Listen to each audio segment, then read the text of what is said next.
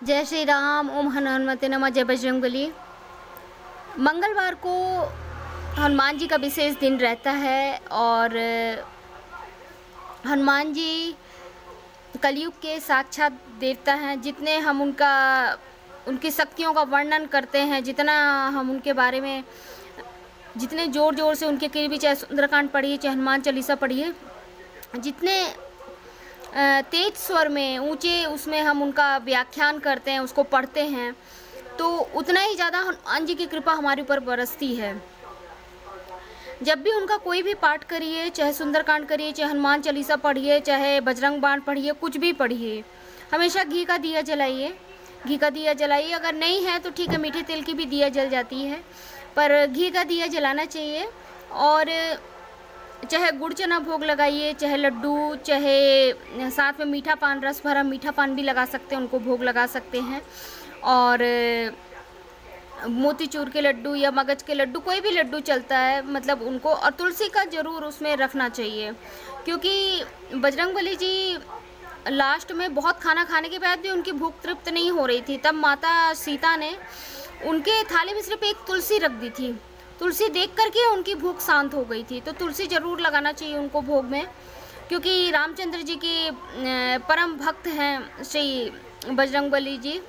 तो जैसे ठाकुर जी को, हमारे श्री रामचंद्र जी प्रभु जी को बिना तुलसी का भोग नहीं लगता है, उसी तरह से हनुमान जी को भी बिना तुलसी का भोग नहीं लगता है।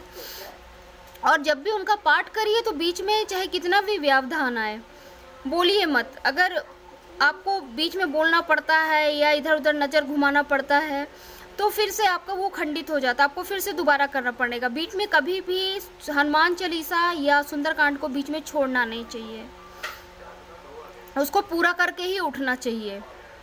और जो लोग मंगलवार का व्रत करते हैं तो शाम के समय एक समय खाना भी खा लेते हैं, और जैसा जिसका अपना श्रद्धेय वैसे भक्ति।